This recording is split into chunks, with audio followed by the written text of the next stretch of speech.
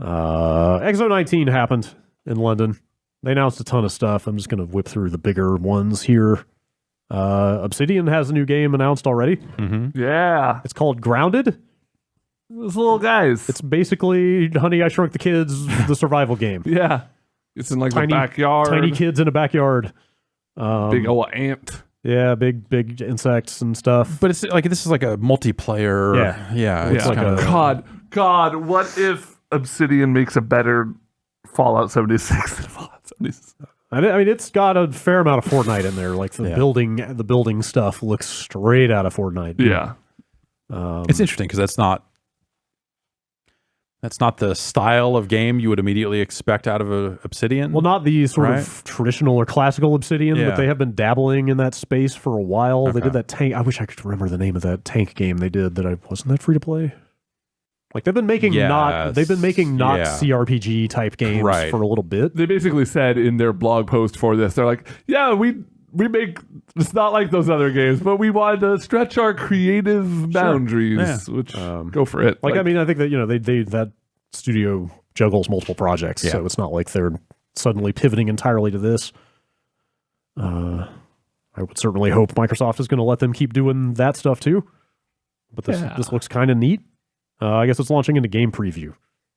So that will not be a finished thing, unsurprisingly. They announced a bunch of stuff about xCloud that I feel like is just making it harder to tell where xCloud, like the public test, and xCloud, the eventual product, like where one ends and the next begins. You know what I mean? Well, right now, the public test is like 50-ish games that you don't even need to own to play. So it's just if you get in, you can play this stuff. If you get in and it's kind of only on an Android stuff, device. Right? And WWE 2K20 is on that list. Weird. So there's like a million things. This is their Stadia. xCloud is their streaming thing. Yeah. And right now they're testing it in two forms. You can sign up to test it. There's the play stuff on my home Xbox on a device, which you can do that. And then there is play games from the cloud. And when you it's actually the same app on an Android phone. When you toggle between the two, assuming you have access to both, which I do, if you toggle it over to the xCloud stuff, it just presents you with a list of games. You hit the button. It's actually quite a lot like Stadia, except with more and better games. You push that, and WWE 2K20, one of the worst games, and it just spins up and eventually starts. And then you can play it. You pair a Bluetooth Xbox One controller to an Android device in this preview phase. It's soon a DualShock 4. Yes, they're adding DualShock 4 support soon to the test. Yeah, and you can play those games, and it works. Does the streaming from your own Xbox stuff let you stream over the internet? That's not just on your home network. I believe it is over the internet. If I had of course, I mean, if you've got access to the cloud version, why not just do that? Like, I assume it syncs all your saves and stuff? Yes. Okay. I mean, I got achievements. Yes, no, it did, because I played Killer Instinct, and it had all my, all my stuff was there. Okay. Because they're adding a bunch of new games, which I don't have a full list of, but Tekken 7. Yeah, I played a little Tekken 7. Devil May Cry 5. Madden 20 this year's. If I had a Bluetooth Xbox One controller, I could actually tell you right now. I'm turning this phone on.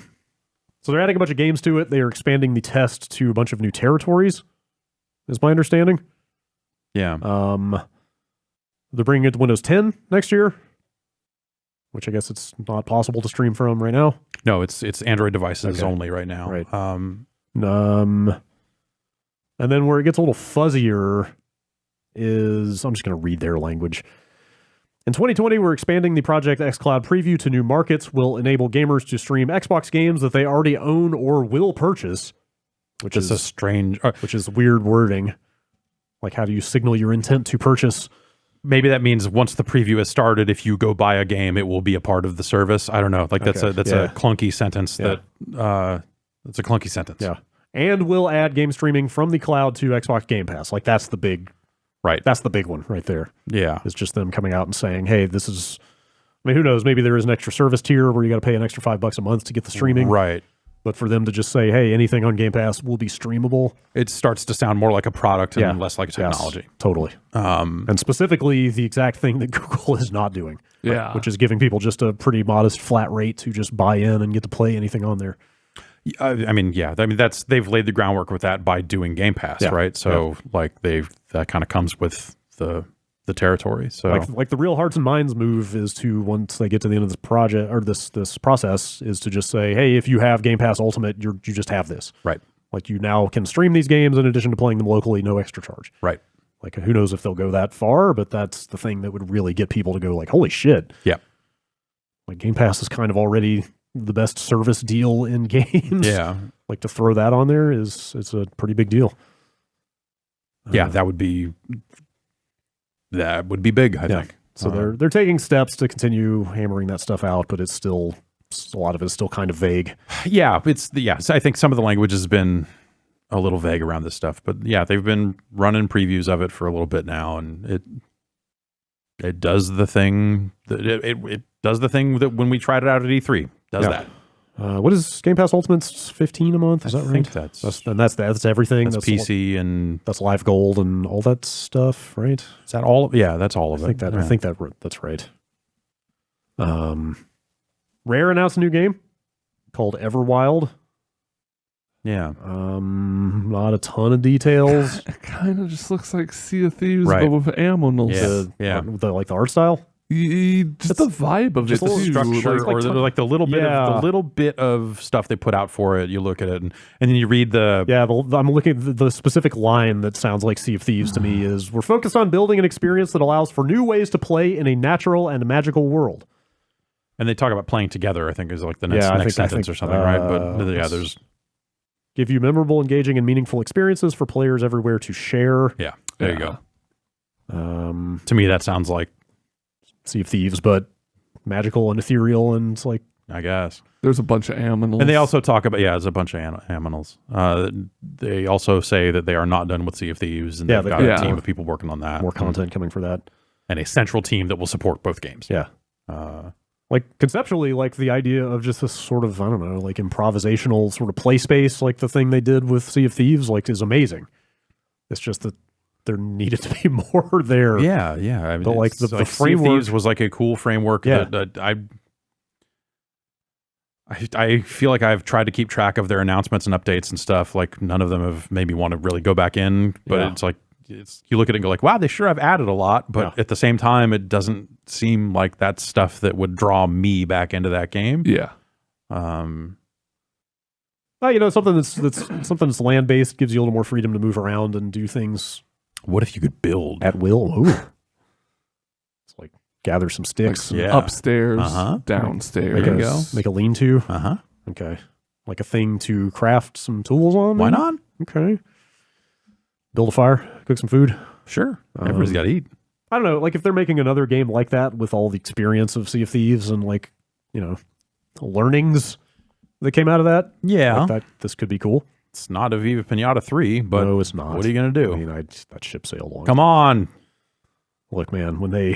Viva Pinata : nuts and bolts. Fuck. Could you imagine? Like if they announce... If I could put a fudge hog in an airplane. Dude, yeah, like seriously. And make that airplane and then...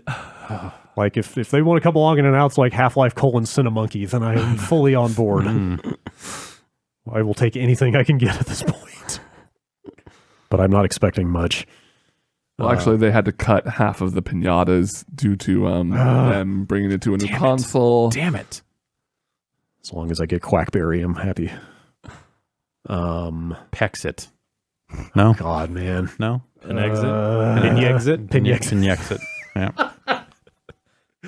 Oh, man. Yo, you know... I hate everything. Pinatas have evolved. I went to my friend's kid's party, and they don't have pinatas anymore where you just beat it because apparently kids would be upset about like a toy donkey breaking. So now they just have ribbons at the bottom, and then you just pull the ribbon, and then one of the ribbons will like dissolve or break up the pinata at the bottom. That's when the candy will fall. I can't get down with this new pinata future. If I am beating that thing to death.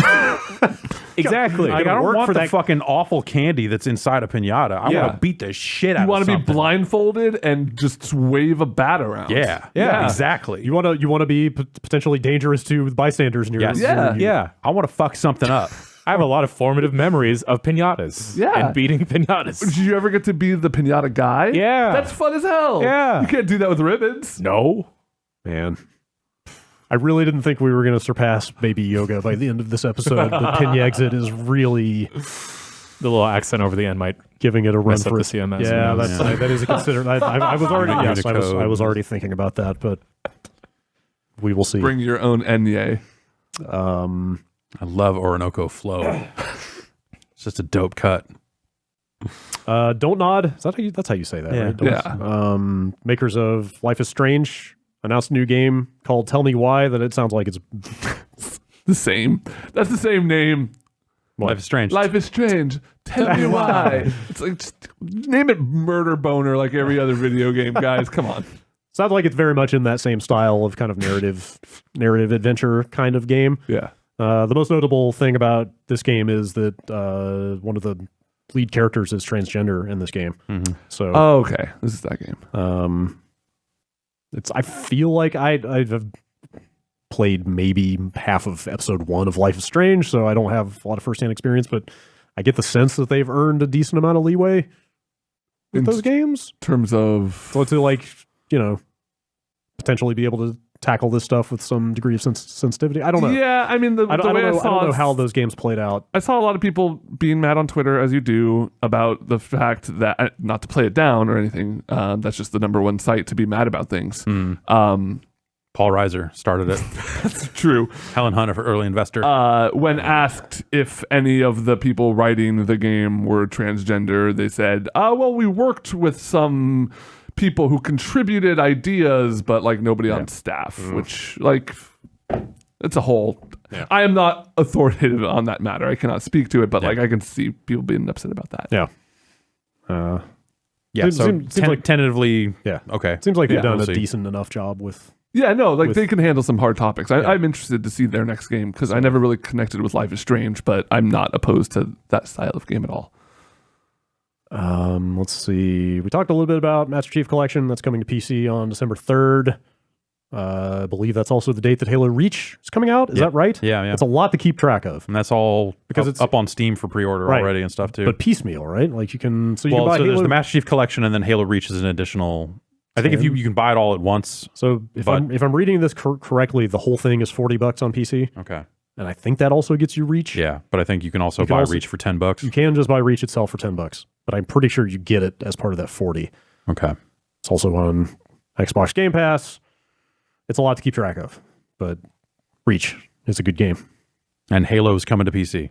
Yeah, Steam, Finally. Steam Yeah. even, which is just wild. I'm actually really excited. I've never played through a non-ODST Halo. Really, Yeah. Reach is a Yeah. really good campaign. From what I remember. I remember Reach being cool.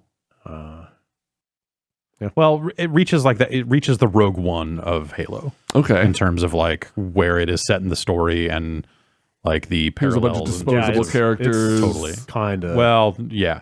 Actually, yeah, pretty much. Here's a bunch of characters that have to do a very specific thing so that Halo can happen. and cool. most of them are probably not going to survive Yeah. just because of how the first game starts. Right.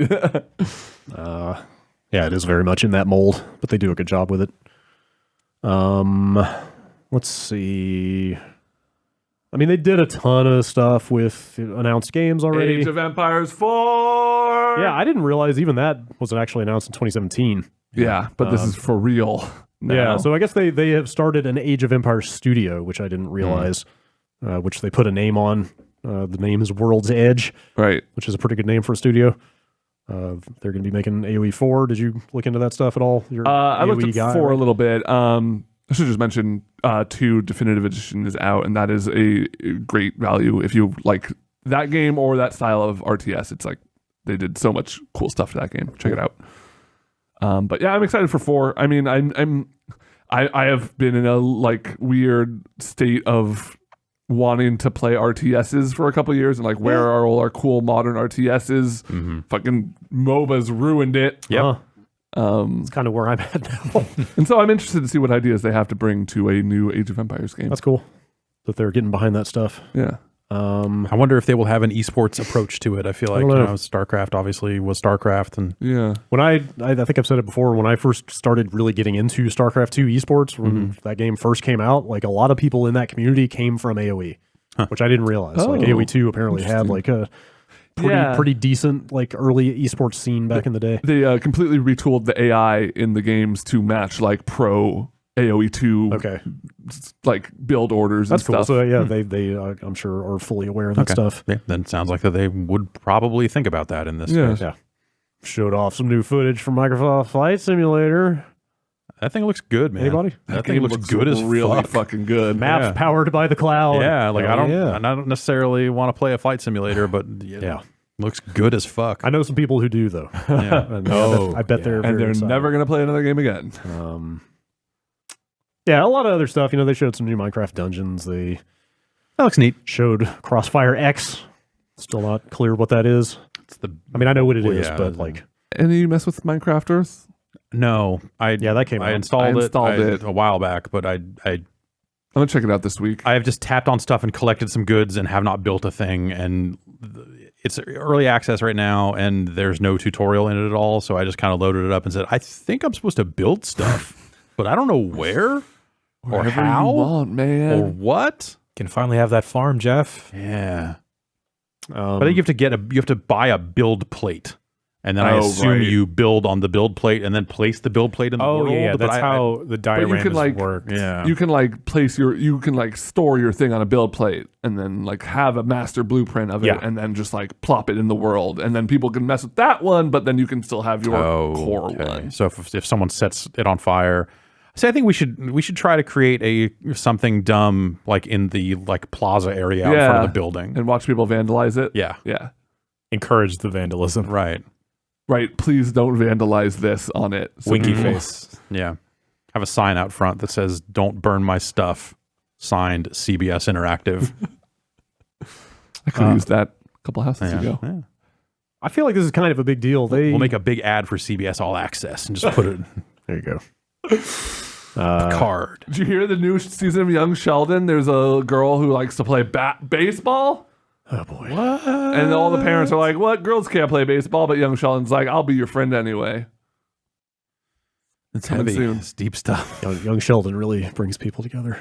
I feel like this is kind of actually a big announcement. They're bringing like damn near every Final Fantasy game they can to Game Pass. Yeah. Yeah. 7, 8 remastered, 9, 10, and 10-2 HD remaster.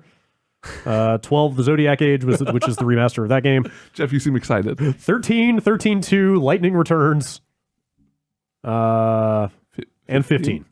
All coming to Game Pass. Wait. There's more. There's more. 14's coming, but not necessarily to Game Pass, but they are putting 14 out on Was that Xbox also One. announced here, or was that I believe a while back? So Okay.